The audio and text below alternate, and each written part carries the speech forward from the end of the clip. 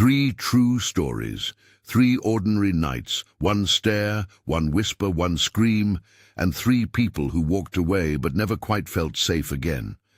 These are first-person accounts sent in by people who lived them. They are not case files, they are memories, sharp, messy, and unfinished. Listen to the small things, the razor in a palm, the latex gloves, the headlights switching off, because those little details are the ones that lodge in your throat and refuse to let go. Before we start, if you've ever had a late-night encounter like this, drop a 1-line summary in the comments. The scariest will be read in a future episode. Now breathe, and let me tell you the first story. Story 1. The truck stop, North Carolina, 2 Saturdays a.m. I was 17. My dad drove trucks for a living. We were used to overnight stops on long hauls. That night we pulled into a rest area somewhere in North Carolina around 2 in the morning. The parking lot smelled like diesel and cigarette smoke. Lights hummed, big rigs were lined up like sleeping beasts. I remember feeling both safe and small. Safe because my dad was right there in the cab, a few spaces away. Small because the highway had a way of making you feel like you belonged to the road more than to anything else. I had a little ritual, dumb and vain. I liked to line the edge of my mustache after long drives so it didn't look like a shadow. I took a small razor out of the travel pouch, the kind that fits in your palm. I walked into the women's restroom. It was practically empty. 1 fluorescent light buzzed above the sinks. The echo of my footsteps sounded too loud against the tile. Then I saw him. He was at the urinal, impossibly tall for the bathroom. I remember thinking nonchalantly that maybe he was a trucker, back from a run, but the way he moved was off. He lingered longer than anyone needs to at a urinal. He turned his head in a way that made the skin on my neck tighten. When I washed my hands, he moved to stand near the sinks on the other side of the room. When I picked up my razor again to finish, he walked past me and then slid into a stall. That should have been it. People use stalls. People go in and out. But he didn't go in. He stood in the stall and looked through the gap like he was watching the sinks more than using the toilet. His eyes were wide. I remember the whites around them. He made a small sound, like someone clearing their throat, but it wasn't a normal throat clear. It was a sound that was trying to be casual and failing. I clutched the razor so hard my knuckles went white. I had no intention of doing anything violent. I wasn't thinking about fighting. I remember thinking, if something happens, this is all I have. A stupid little blade. But there was something about having it in my hand that made me feel like I had a thread tied to the world outside myself. I noticed the security camera above the entrance. It was small, black, its lens catching the fluorescent light. For a second I wondered whether it even worked. Then, more of a reflex than a plan, I walked out of the stall, washed nothing more, and left the restroom quickly. Outside, the lot was colder. My breath puffed. I scanned the rows of trucks. 1 car stood out, a small red car at the far end of the row. Headlights on, engine idling. As I walked toward the cab where my dad slept, the car's headlights abruptly shut off. It was the kind of timing that makes your bones feel wrong. For a second I thought it was nothing. Coincidence. But the way the light died as if someone had pulled a plug made my heart flip. I told a friend later that night over FaceTime, voice tight, and watched her face on the screen go pale. I didn't tell my dad. I couldn't. I knew he would have had 1,000 questions and 1,000 things to do, and I was 17 and complicated and stubborn. So I lied by omission and told myself it was fine. For months after, I avoided rest-stop restrooms when my dad stopped at them. I stayed in the cab when I could. I kept my phone in my hand when I had to go outside. The razor stayed in my travel pouch for a long time, but I didn't like that feeling of relying on a blade.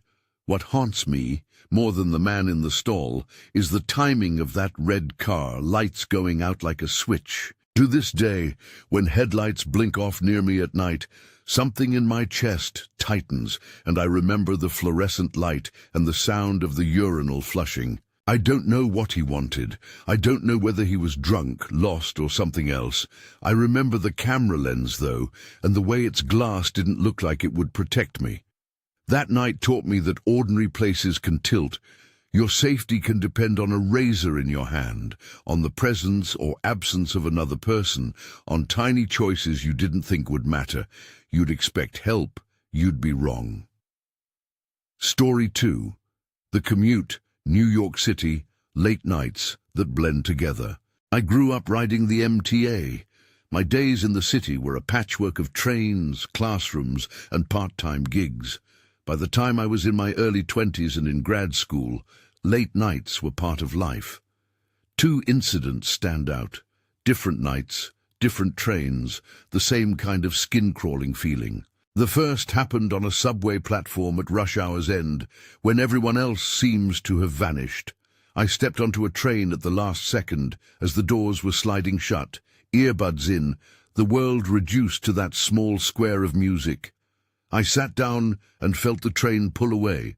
A man in his 50s with frayed clothes and a face like weathered leather sat across from me. He said something under his breath, an insult curling around me like smoke. I looked up, annoyed and half scared, because sometimes insults are just that. But the man's eyes weren't idle. He watched me, like he was trying to count the quickness of my movements, like he was measuring whether I would crack. I tried to catch someone's eye, the classic small plea that cities teach you, make sure you're seen. But other people looked down at their phones, at their shoes, as if the space between us wasn't alarming. The man's voice got louder, words I won't repeat because I don't want to give them space. I couldn't stand it. When the train announced the next stop, I got off. That moment of stepping off felt like relief and a kind of humiliation. The man followed. He stepped off at the same station and loitered near the stairwell as if he had nowhere else to be. I walked faster, my chest burning, watching his shadow on the tile. For a long stretch after that night I checked behind me, not paranoid in the cartoon way, but aware in the bone-deep way that people who have been stared at learn to be. The second episode is worse because it crossed my comfort line. It followed me off transit and onto the street.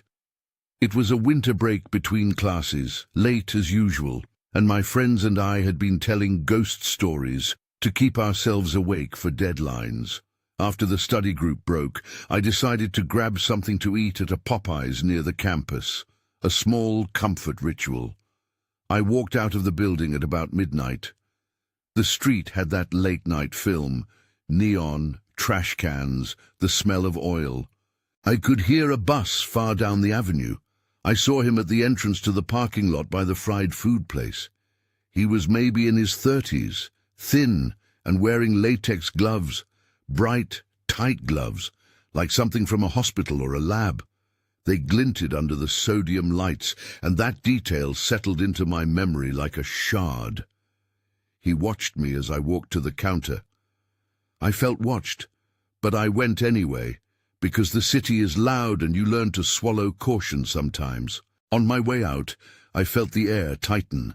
I turned, and he had frozen in place like a statue. Then he moved, slowly, and stepped into the path between me and my bus stop. It wasn't a direct block, not a cinematic grab, but more like a subtle steering of my route into darker pavement. When I turned back to the lit storefront, he matched my stride.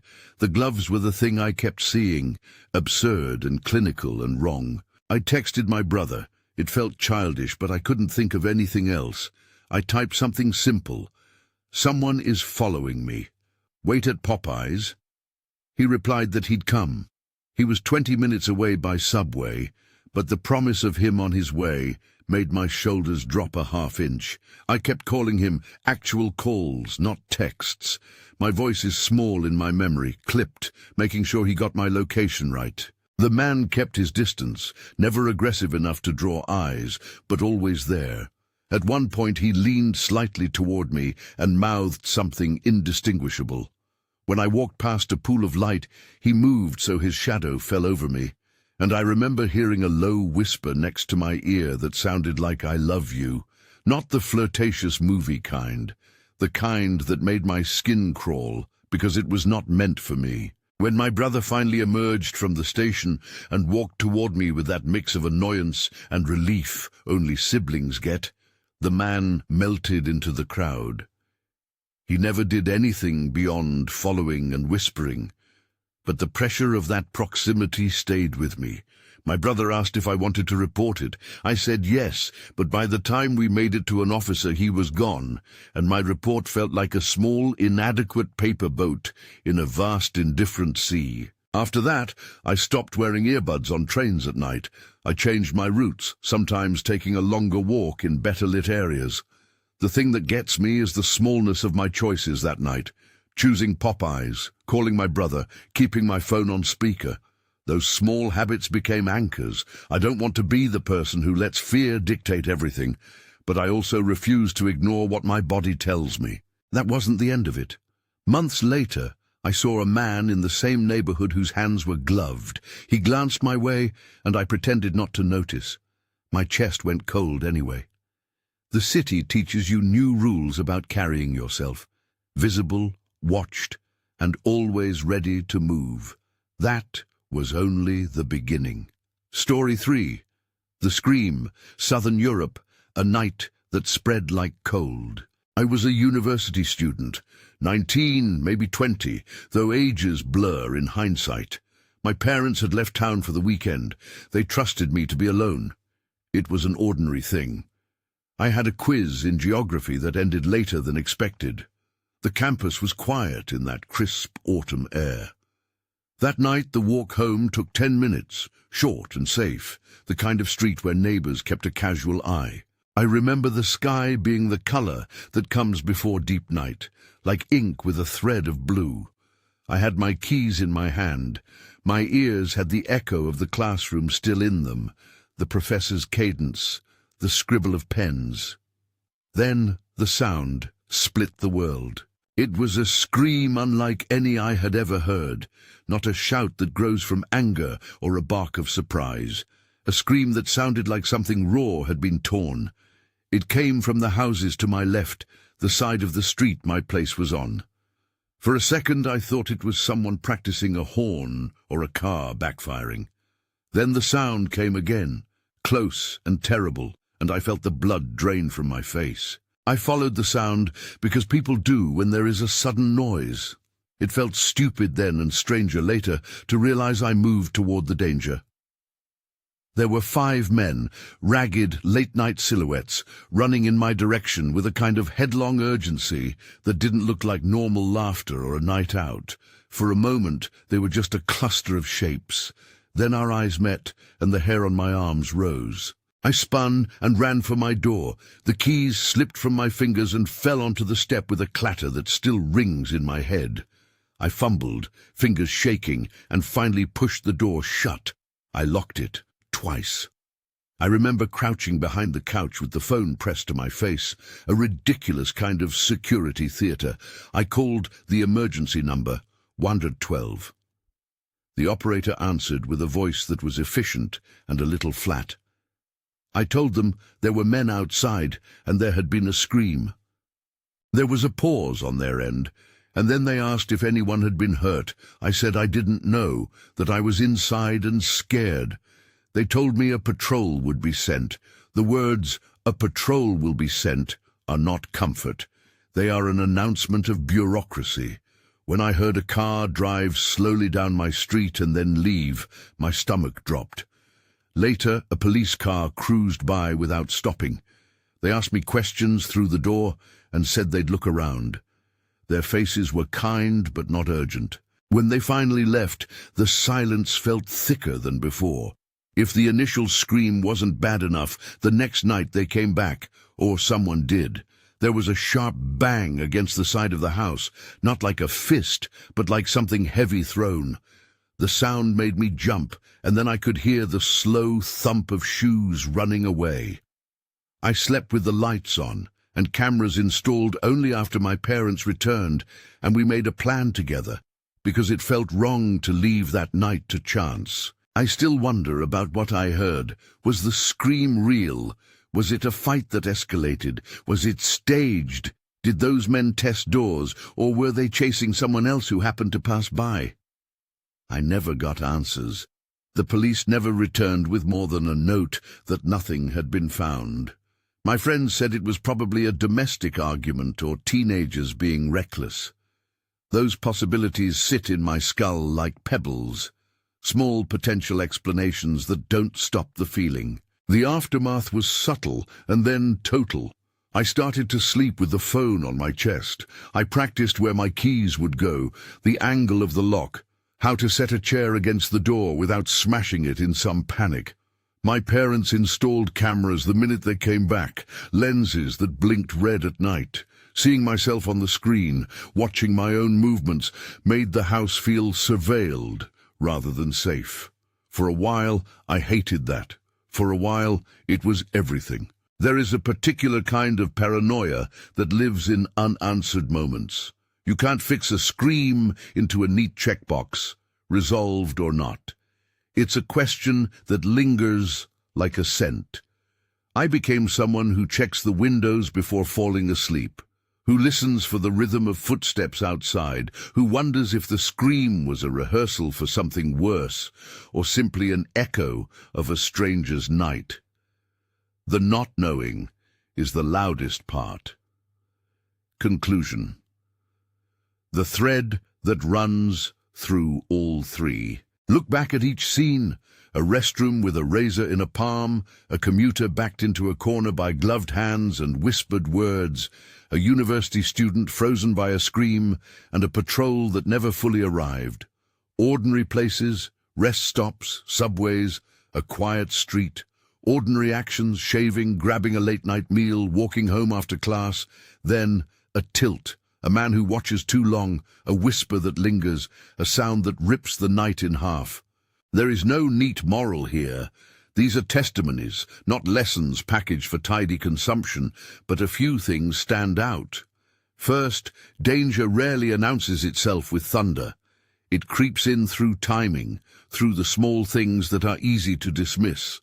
A camera's uselessness, a car's headlights shutting off, latex gloves glinting under a street lamp. Second, safety is often improvised out of tiny decisions. A phone call to a sibling, the weight of a razor in a hand, the choice to step off a train. They are imperfect shields, but they matter. Third, institutions that are supposed to protect us can feel slow or insufficient, and that produces a particular gnawing kind of loneliness. Finally, the after effects are never just practical changes like buying cameras or altering routes. They're emotional. Certain nights never leave you. Certain sounds, lights, or touches will bring you back to those moments, and you will revisit them in the dark. I refuse to tell you how to live. I won't promise that vigilance will save you in every circumstance. What I will say is this: trust your instincts, and if something doesn't feel right, act on it. Tell someone. Call for help. Make small plans that matter to you. Know where you'll run, who you can call, what little anchors will keep you steady. And recognize the weight of the unanswered. Surviving doesn't erase the questions. It gives them space to exist without owning you. If these stories haunted you, subscribe for more true tales and share your experience below. A sentence, a moment, so we can keep listening and learning from each other. Stay aware out there and take care.